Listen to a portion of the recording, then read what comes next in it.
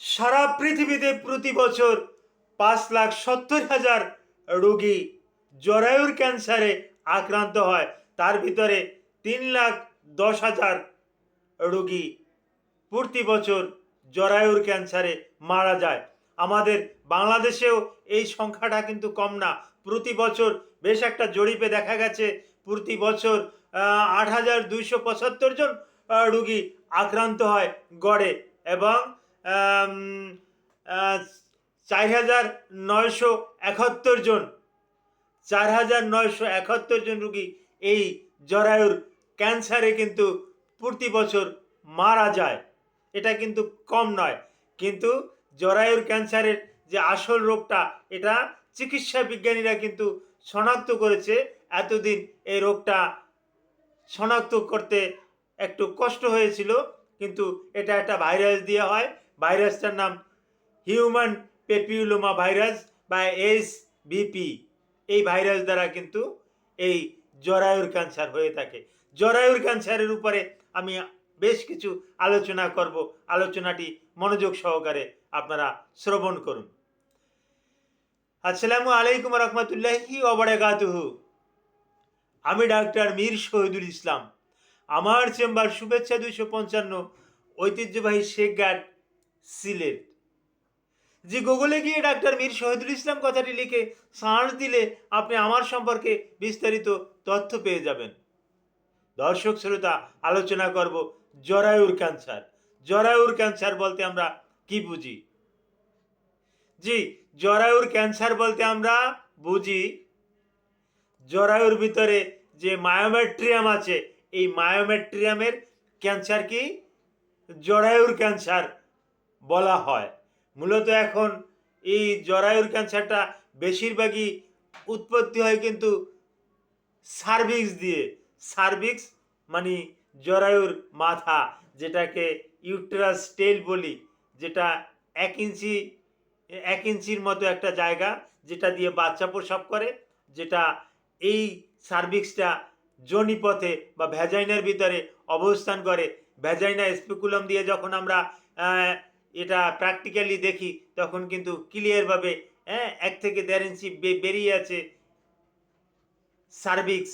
এই সার্ভিক্সটা কিন্তু আমরা স্বচক্ষে ক্লিয়ারভাবে দেখতে পাই, এবং এটা দেখেই কিন্তু অনেকটা ফিজিক্যালি দেখে কিন্তু অনেকটা রোগটা আমরা কিন্তু বলে দেই যে না, এই পর্যায়ে গেছে, আপনার অ্যাপেন্ডিক্স করতে হবে, আপনার বায়োপসি করতে হবে। এরকমের অনেক কিছু আগাম আমরা বলে দিতে পারি যদি প্র্যাকটিক্যালি যদি এই জিনিসটা আমরা দেখতে পারি। তো হ্যাঁ, এই সার্ভিক্সটা কিন্তু প্রতিনিয়তই কিন্তু আক্রান্ত হচ্ছে। 2টে কারণে আক্রান্ত হচ্ছে। একটা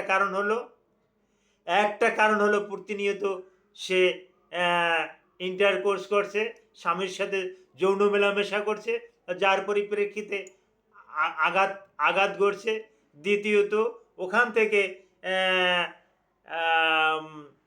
মাসিকের যে রক্তটা, এই রক্তটা নির্গত হচ্ছে, এটাও একটা কারণ।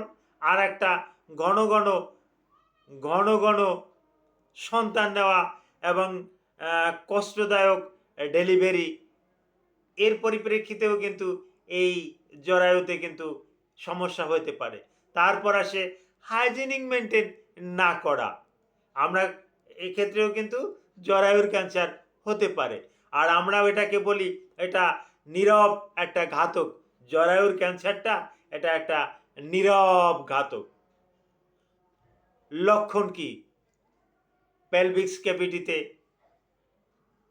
প্রচুর ব্যথা করবে, তলপেটে বেদনা করবে, শরীরে জ্বর থাকবে, শরীর ম্যাজম্যাজ করবে, ক্ষুধামন্দা থাকবে, খেতে ইচ্ছে করবে না, স্বামী স্ত্রী যৌন মেলামেশায় প্রচণ্ড ব্যথা পাবে,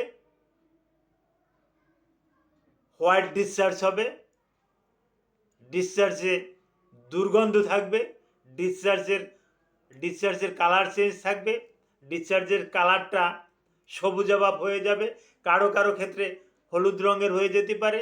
এটা অন্তঃবাস বা পেডিকোট, এতে যখন এটা লাগবে, হোয়াইট ডিসচার্জটা লাগবে, এখানে একটা রক্ত লাগলে যে রকমের রক্তের একটা লাল একটা দাগ থাকে, অনুরূপ এই হোয়াইট ডিসচার্জটা লাগলেও একটা দাগ পড়ে থাকবে। তো এটা বেশি বেশি কেন হচ্ছে, কাদের বেশি বেশি বেশি হচ্ছে? ইয়ং জেনারেশন, বিশেষ করে ইয়ং মেয়ে যারা অল্প বয়সে সেক্স করে তাদের ক্ষেত্রে কিন্তু এটা হয়। অল্প বয়সে যাদের বিয়ে হয়ে যায় তাদের হয়। অল্প বয়সে যারা বাচ্চা নেয় তাদের হয়। যারা ঘন ঘন বাচ্চা নেয় তাদের ক্ষেত্রে এটা এটা হয়ে যায়। যারা বাড়িতে ডেলিভারি করে, হসপিটাল বা কোনো ক্লিনিকে যায় না, তাদের ক্ষেত্রে কিন্তু এই জরায়ুর ক্যান্সারটা কিন্তু বেশি বেশি হয় আমরা দেখতে পাই। আমরা এটা দেখতে পাওয়ার পর এটা একজন অনকোলজিস্টের কাছে আমরা যত দ্রুত সম্ভব রেফার করি। তো এর চিকিৎসা কি? চিকিৎসা সঠিক রোগটা নির্ণয় করার পর একজন অনকোলজিস্ট এর চিকিৎসা দিবেন। Thank you all.